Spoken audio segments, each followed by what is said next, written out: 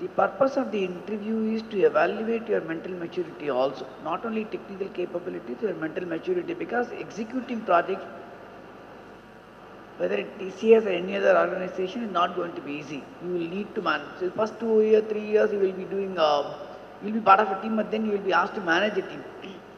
Running a project, with running a team, it needs a lot of mental courage, mental stability. You should be in the position to handle many people. A lot of tough questions will come. So how do we evaluate people whether they will be able to sustain the pressure, handle the workload?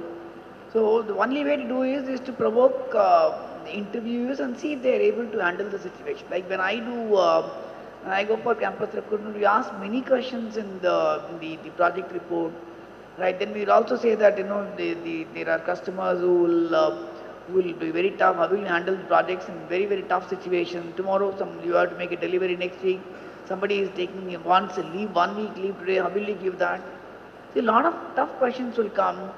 Right, so the reason why we are asking all these questions is to evaluate whether you are able to think objectively, take quick decision, right, without losing your balance.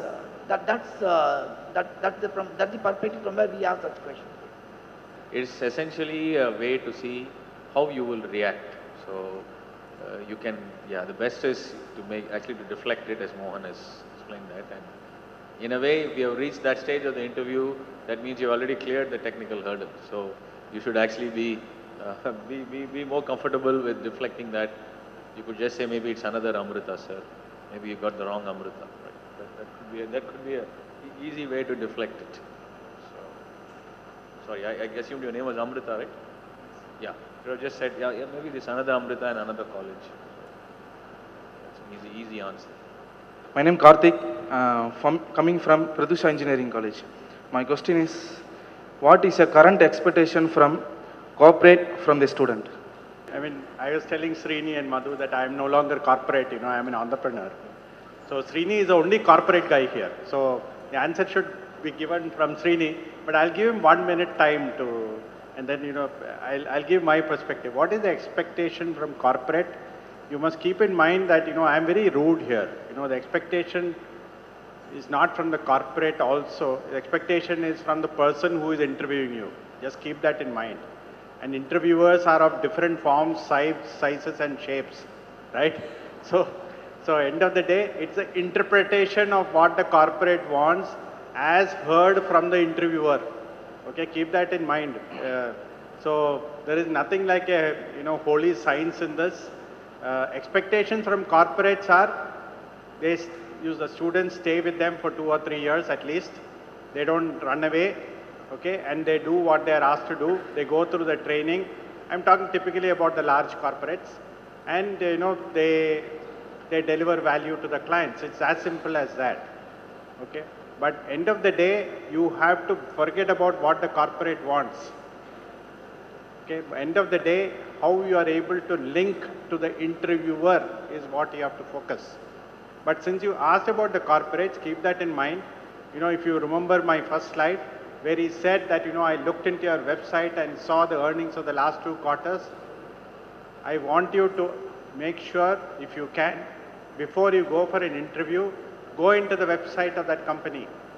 Whether it is a Cognizant or whether it is a TCS or an Infosys or an Ashok Leyland or whether it's a core sector or IT, make sure you do enough research about that company through their website, because now all these are public limited companies and their information is available in a very transparent form in the websites.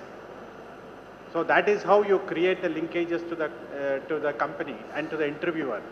Now I'll give you an example. I know I'm overshooting on my time, but since you asked that question, see, when the interviewer, when you get into the issue of expectations, so suppose, you are a mechanical engineer, you get into a dialogue with him, and that is how you divert the conversation. You say, sir, I know you work with manufacturing companies, but can we think of building this solution or a framework that will give them accelerated outcomes? Not necessarily in so many words, but in your own little innocent student language, you get into that kind of conversation. And then that is where the linkages happen. And that is when he realizes that you are already connected to the corporate. And that is what they look for, right? So The corporate way of thinking, you have already started doing in your own little way as a student when you interact with them. I think that is what they look for. Do you agree? Yes or no? Yes, sir. Oh, thank you. Now, Srini. See, from my perspective, this is a bit of a in-depth topic, but I will just, in 1 minute and 90 seconds, I will tell you what I understand corporate expectations. There are about 3 or 4 things that one should be aware of. Ability to learn faster, which is very, very important today. Because there is elaborate time is not there, so ability to learn fast is very important. Very quickly we should be able to learn new technology, new concepts. For that you need to invest a lot of your personal time. Because it's not going, I don't think it's going to be an 8-hour job. Okay, it could be, but it's not going to be purely an 8-hour job. So ability to learn fast is very important. Second important thing that comes to my mind is ability to work in a team. Because all along until now, we have been trained to get first marks, get gold medal, be number one in the class. But suddenly when you move into a company, you will be part of a project. So the project success is more important than individual success. So this ability to work in a team is very, very important. Although it's easier said than done, it's not that easy. So this is extremely important. The third thing is play as per the rules of the game. If we tell you not to share your username or password with anybody else, you are not supposed to do, because typically in large corporate you are going to be working for multinational companies, you are going to be working for financial institutions, right? And where it's extremely important to follow the rules. So if they say that this is your username, your password, you are supposed to comply with the information security requirements. Fourth thing that comes to my mind immediately is adherence to the value system.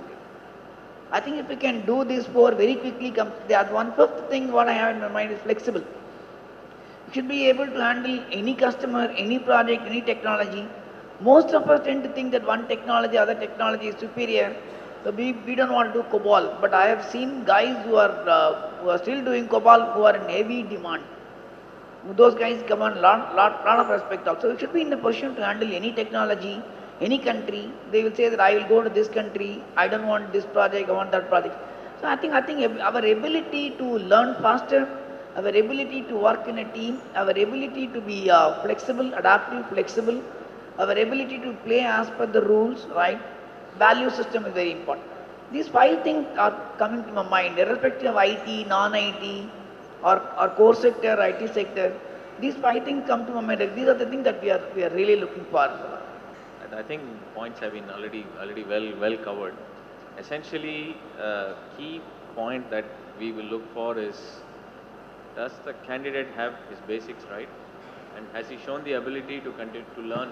Right? Because companies typically are going to do continuously going to add new things or change what they are doing, because that's the only way the companies can survive, and they can only do that if the employees can keep pace with that change. So this is important expectation. They're asking, is it better to go for job after BE or to pursue with higher studies? It's your suggestion. They're asking your suggestion.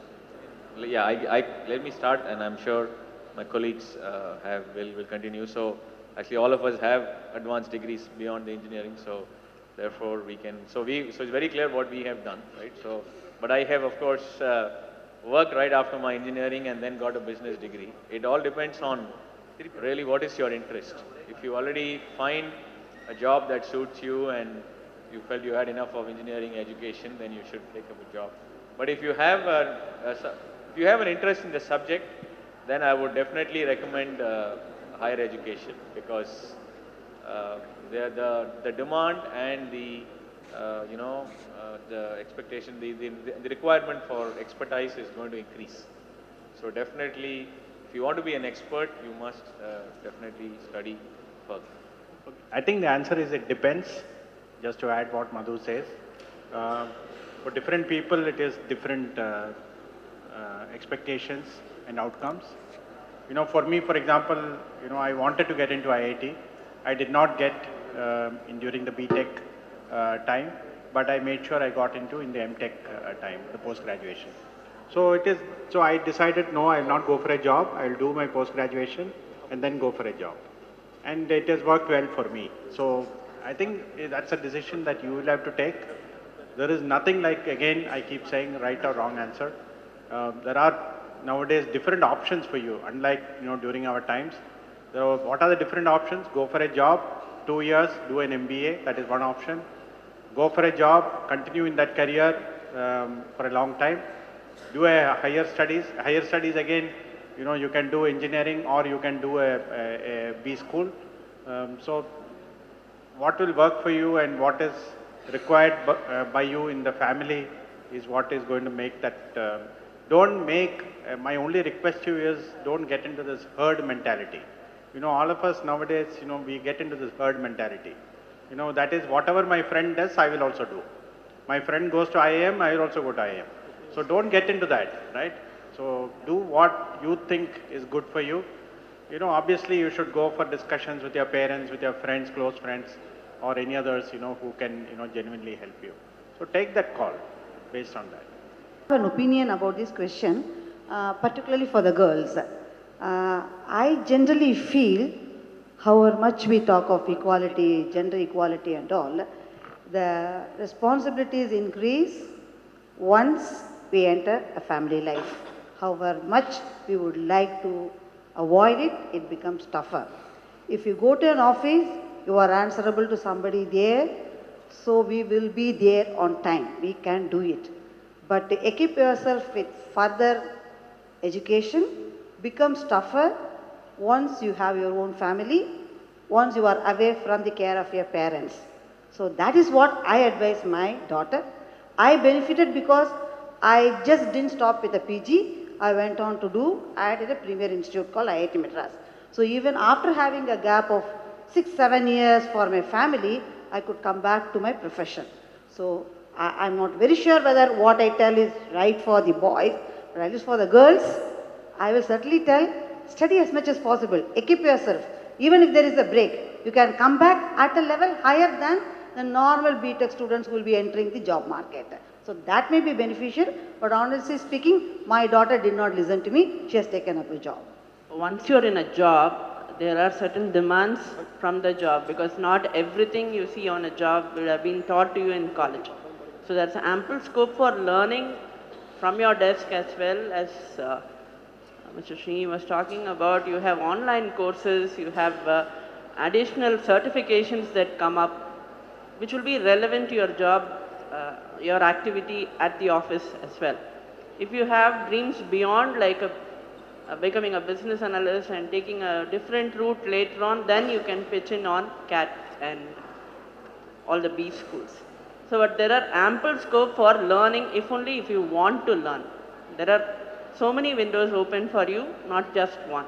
So it's up to you to look up to such places. And if you are going to think everything that you learn is going to translate monetarily, no, it's not going to translate, but it will be your knowledge.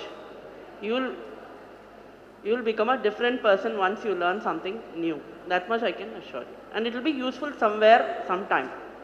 May not be immediate also in some cases.